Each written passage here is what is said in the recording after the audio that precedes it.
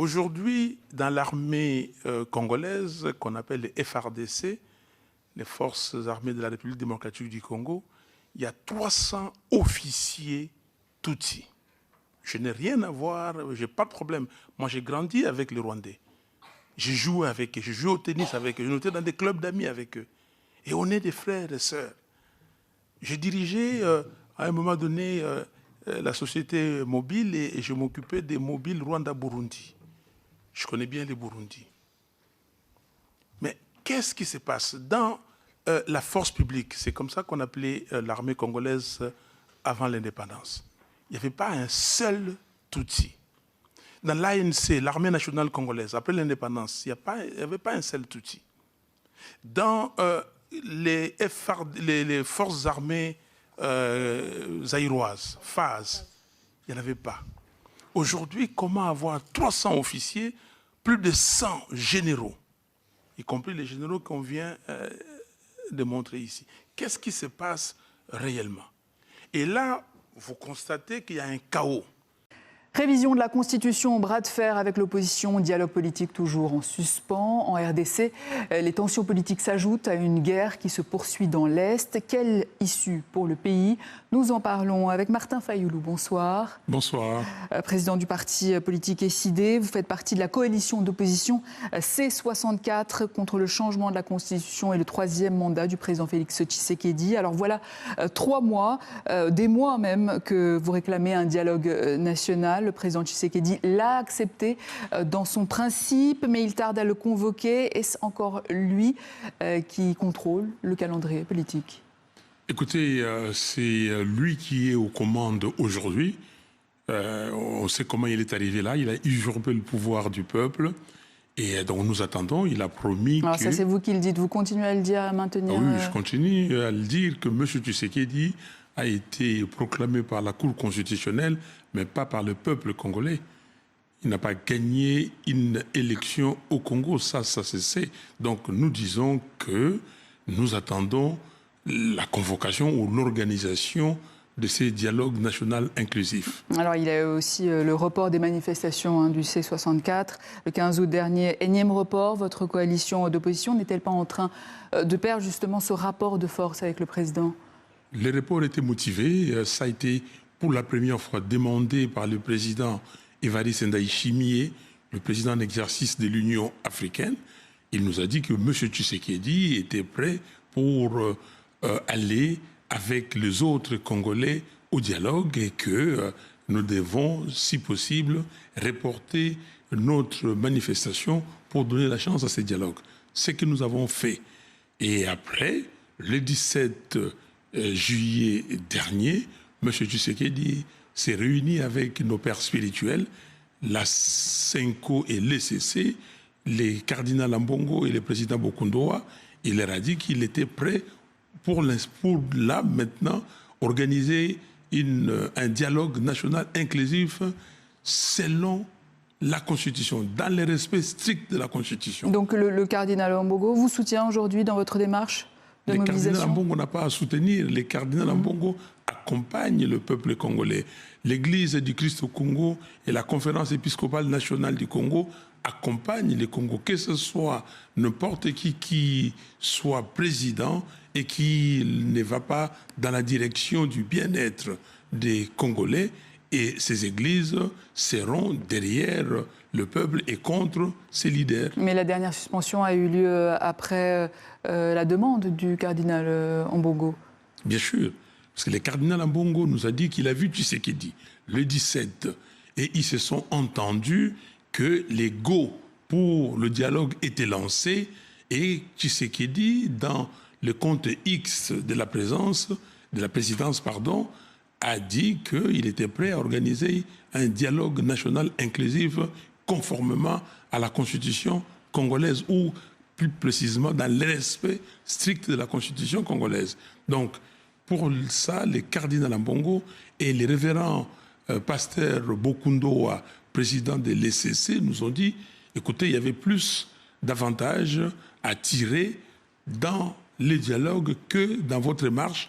Et nous vous prions de reporter, de postposer votre marche. Et c'est ce que nous avons fait.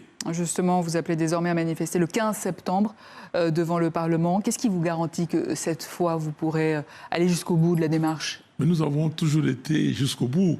Et des fois, on nous dit que vous êtes des radicaux.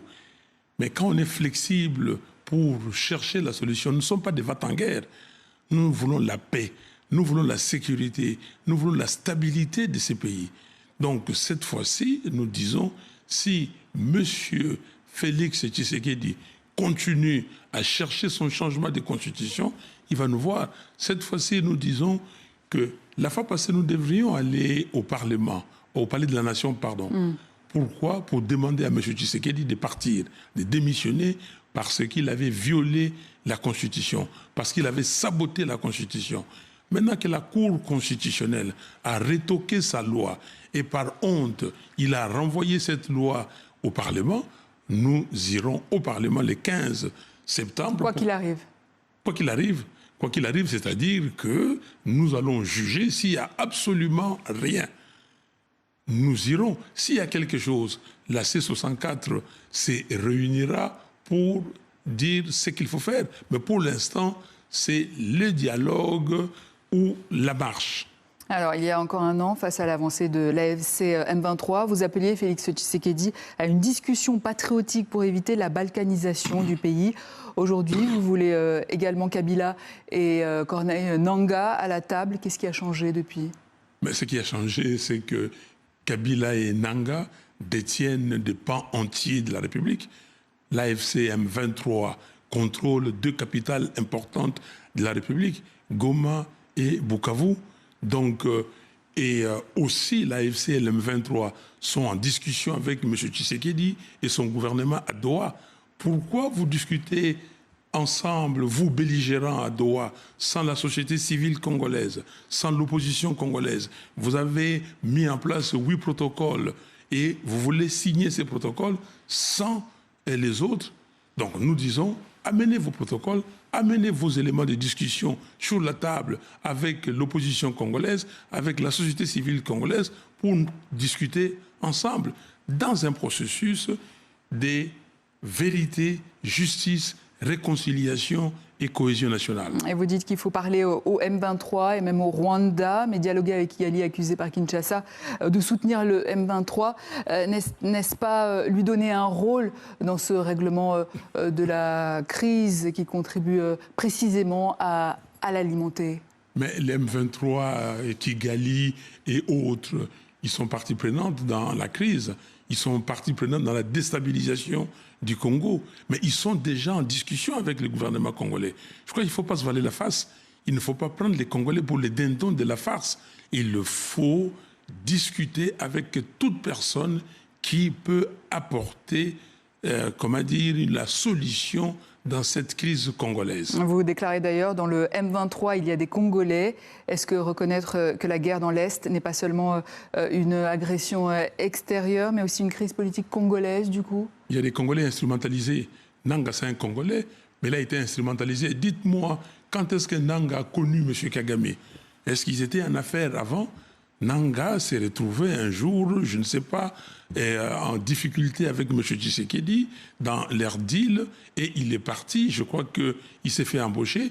Il y a les maîtres de cette affaire, les coachs qui dirigent tout le monde, et puis il y a des élèves qui exécutent les tâches. Donc il faut qu'on soit clair. Nous connaissons l'origine de la crise congolaise. Nous connaissons les causes profondes de la crise, les causes internes, les causes externes. Et donc, il faut qu'on se mette autour d'une table pour que tout le monde dise quelle est ma part de responsabilité et qu'est-ce que moi je peux apporter comme solution. Et on trouvera une solution qui va satisfaire tous les Congos. Et même si, comme vous le disiez au début, vous contestez la légitimité politique du président Tshisekedi et vous demandez aujourd'hui un dialogue qu'il serait amené à convoquer. Donc vous reconnaissez désormais qu'il est un interlocuteur incontournable dans cette crise. Il est un interlocuteur incontournable, comme tout le monde est interlocuteur incontournable. Tshisekedi est illégitime, ça on le sait, mais il est légal simplement parce que la Cour constitutionnelle a dit qu'il était là.